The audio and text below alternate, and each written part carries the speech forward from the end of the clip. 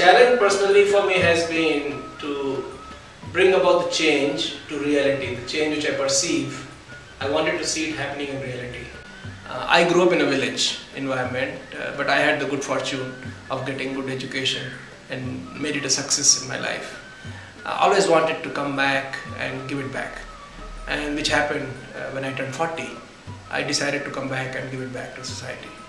Across India, 80% of the population is still lives in rural and semi-urban areas.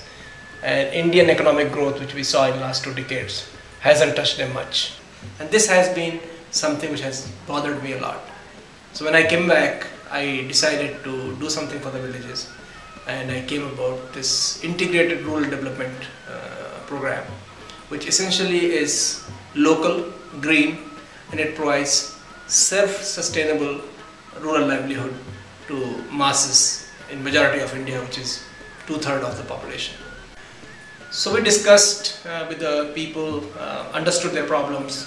4 demographic groups emerged.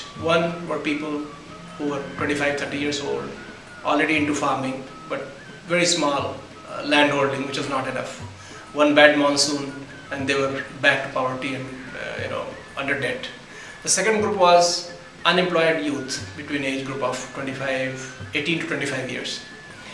Then there was a third group, which essentially was young students. They don't have good quality education because despite having the government schools where education is compulsory, the quality is not good. And then fourth group was women and elderly. They needed support on healthcare and other social infrastructure. So that's how we scoped our problem. Now we knew what needs to be done for each of these demographic groups. And the challenge was, how do we go about it? For farmers, they needed additional income. Agri income was not sufficient. One bad monsoon was enough for them to become extremely poor, have debt, and rush to the city, become manual labor, work for paltry sums, and live in slums. So they needed an income which was over and above their agriculture income.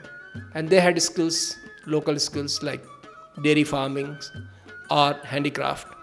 In this case, dairy farming and cash crops like horticulture and things like that.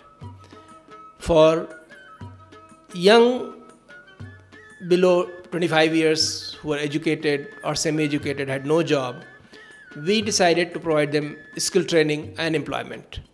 For that, we didn't want them to be leaving their village. So we created something called Rural BPO. It's a business process outsourcing center, essentially a data entry center. In the village, we gave them training on computers and employed them in their own village. So their skills were used in the village. They didn't have to leave the village and go to cities. So now the IT infrastructure which we have created because of this rural BPO is going to be used for 2 demographic groups. One, the children in this school. We will be providing the IT-based tele-education to them. And these kids have never even seen television in their life. So this will be a transformational experience for them. And audiovisual also helps them not having teacher in the classroom. Teacher can be remote. He can teach from anywhere. And the other group, the women and the elderly, their basic needs are medical needs, healthcare. The nearest hospital, for example, from this village is around 15 kilometers. And they do not visit the hospital unless they are really sick. And we want to identify and diagnose the problem at early stage. So the IT infrastructure which we have created for the BPO is going to be used for the telemedicine. And the doctors in big cities like Bangalore are volunteering to help and diagnose the disease sitting in their own offices in Bangalore or Delhi for the villagers who are in these remote villages. So I think this is something which makes this project, first, it is local, it is integrated.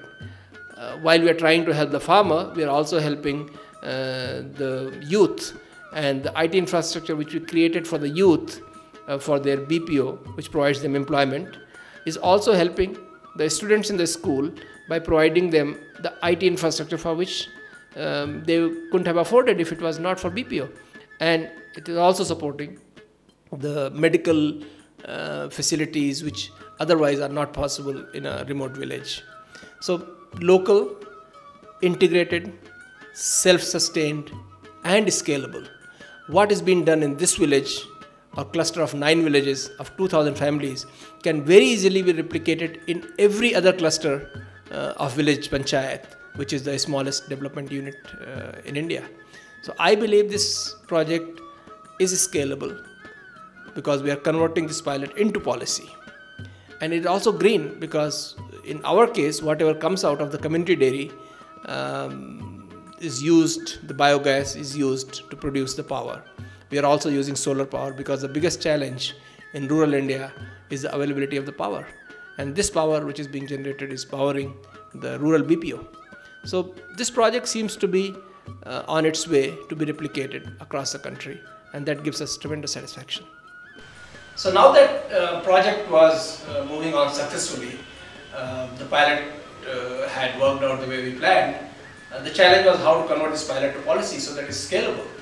And I didn't want to be an armchair public policy advocate. I had access to public policy resources due to my engagement with political party and the public policy folks. So I essentially used experiences and learning from this project and prepared an approach note which was given to the Planning Commission, which is the planning authority for Government of India. And they realized that this is something which is coming from the experience on the ground. And we had several discussions, and that most of it got adopted as a policy. And this got reflected into this year's federal budget, and it is being implemented in 60,000 villages. So from a pilot of 9 villages with 2,000 families, we were able to scale up to 60,000 using this pilot to policy approach. Now that our pilot project has reached into public policy domain, we need to create several such pilots in different parts of the country. And we are looking at social entrepreneurs who will be running such pilots in their areas with the local skills, locally available resources, and depending upon the local conditions. And of these projects, which we plan to support through our resource center, financially, technically, and otherwise, we will be pushing forward for converting these projects by these social entrepreneurs into public policy, so that scalability is achieved, and it is achieved across the country. In a country of 1.2 billion, where 800 million people need this kind of interventions, we really need several such pilots going across the country, and social entrepreneurship seems to be the best option. So that's the plan going forward.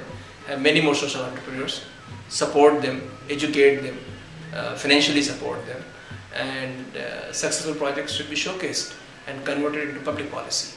So that's the way forward.